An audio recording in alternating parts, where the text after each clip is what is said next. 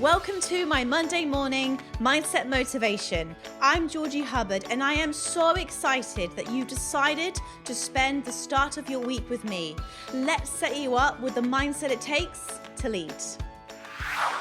Hello and welcome to another episode of my Monday morning mindset motivation. I hope you've had an amazing weekend wherever you are. Now, today's topic is going to be a little bit deeper than usual. It's a topic that I really feel right now that is very important to be discussing, and that is how you manage anxiety. Now, I am somebody who used to be, and still can be, if I have to really work on it, be an anxious Annie.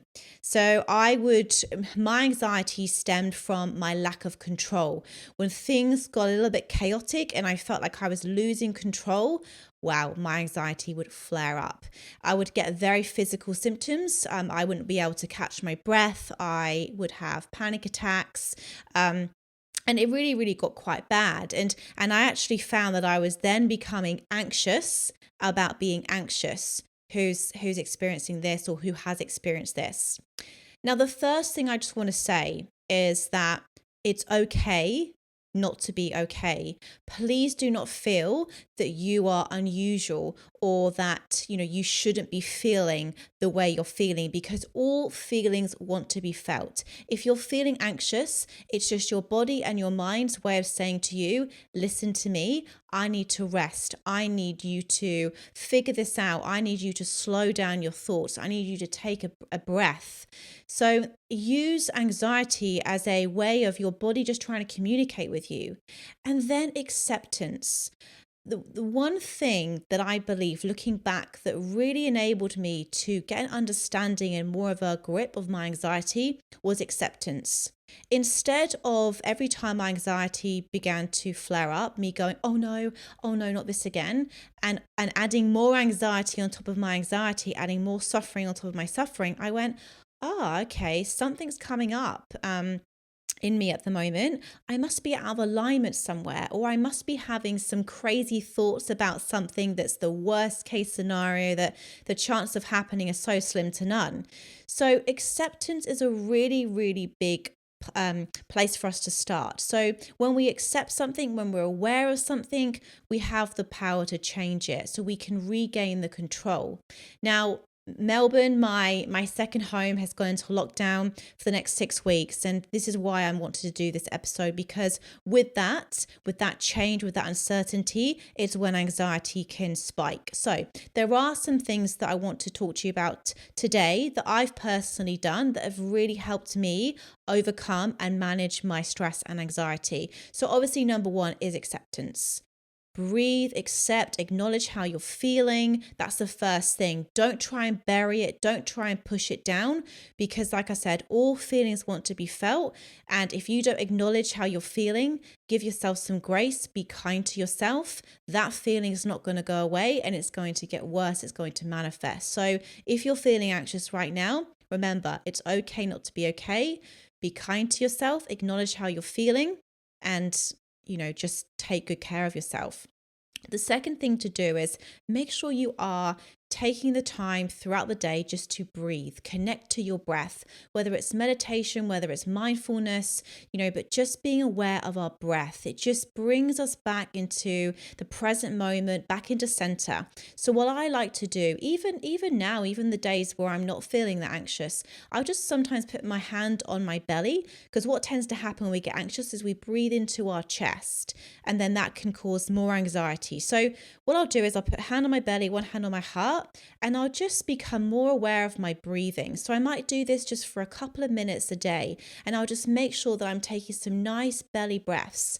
You can also lie down flat on the floor and pop something heavy, or maybe just a book on your belly, and just practice saying to your mind, I'm gonna make that book rise. I'm gonna make that book go up and down on my stomach. So that's a really good way to make sure that you are taking nice, longer, deeper breaths. So what you want to do is take a nice, slow, deep breath in, maybe for a count of 4, in through the nose, hold it for a couple of seconds, and then slowly release for maybe a count of 6. So it's just slowing the outward breath down, and that will just slow down the thoughts, slow down the nervous system, and just help you just feel a lot more calmer. So that's my first tip. Be aware of your breath, slow down your breathing, and just pause throughout the day. Now, also meditation. I do speak about this a lot. Meditation changed my life. I do a guided meditation every single morning without fail. It really helps to center me. It sets me up for my day. I set my intention. I focus on gratitude, what I'm grateful for. Now, you might be listening to this and going, well, there's not a lot for me to be grateful for right now, Georgie. I've lost my job. I'm in lockdown. My kids are driving me mad. Well, let's focus on what we can be grateful for. You've got a roof over your head. You've got some family support. You've still got your friends. If you are still in work, you've still got a job. You're still earning money.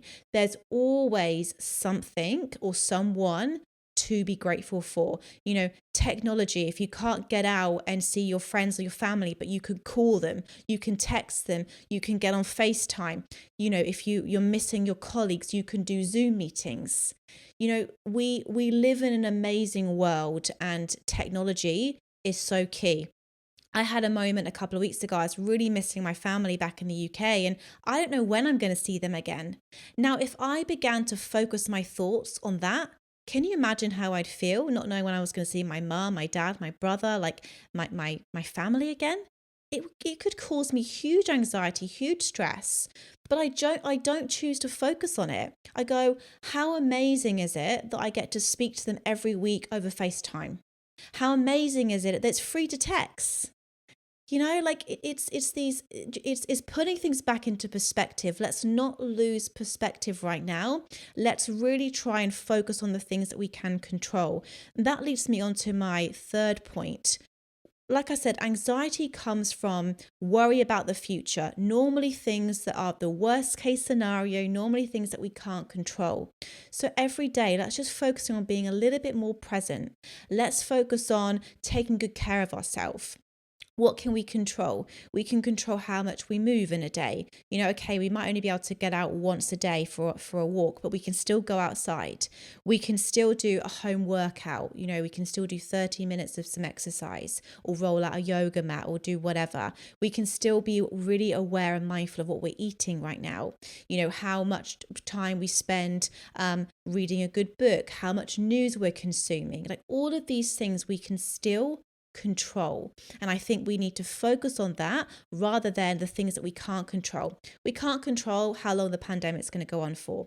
We can't control the rules that the government put in place. None of that is out of your control. And I just think if it's out of your hands, it doesn't deserve any place in your mind. Because like I said, you're just adding more suffering onto more suffering. Again, this is when acceptance comes in. You have to accept that this is what's happening in my life right now.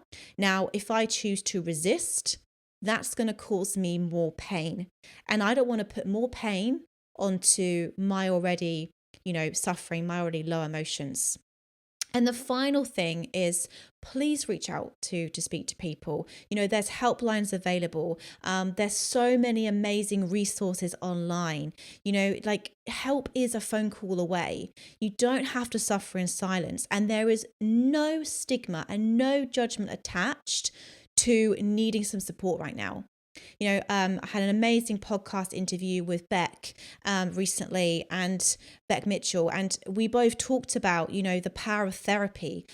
She's seen a therapist, I've seen a therapist. Like there's so many incredible people out there who can help you, who can, help you through this uncertain time. Or you might just need to reach out to a good friend or a family member. But please, whatever you do, don't shut down right now. Speak about it. It was when I began to speak to my friends about my anxiety back in my 20s that I really started to understand it. And through speaking about it, I wasn't trying to hide it, I wasn't ashamed of it anymore. I thought, no, this is something that I'm going through, and my friends really, really helped me go through that. So yeah, look, just take good care of yourself right now. Don't be focusing on what you can't control. Take nice, long, deep breaths. Bring yourself back into the present moment as much as you can. Try some meditation. Try some journaling. Get your thoughts out onto paper. Don't keep them in your own head. Come and join my community online, the My Boy to Lead. Like just really start to take action right now. Don't sit and wallow and worry. That's the worst thing that you can do. So I really hope this episode helped. Probably wasn't the most motivating of mindset, but look, I think it's a really important topic. I wanted to talk about it today because, what's the point of me coming on and going, woo, motivation, when actually what's really needed right now is some strategies into just helping people, deal with the stress and deal with the anxiety. So I really hope that helped. Reach out to me on social as well. I'd love to hear from you if these episodes are helping. And have a beautiful week. Stay calm, stay present, and remember, it's okay not to be okay. But remember, focus on what you can control every day. Take some nice deep breaths. This is a chapter. It's not your story. So I'll leave it there. Have a beautiful day. I'll speak to you soon. Thank you so much for listening to the Mind to Lead podcast. I really hope you got some great takeaways and key learnings from this episode. To help us spread the message, please give us a rating and leave us a review. We love reading your thoughts and your insights and your learnings. And look, reach out to me. Reach out to me on LinkedIn. I'm Georgie Hubbard. Reach out to me on Instagram. I'm Georgie L. Hubbard. Let's connect. I hope you have an incredible day, and I look forward to speaking to you all again soon.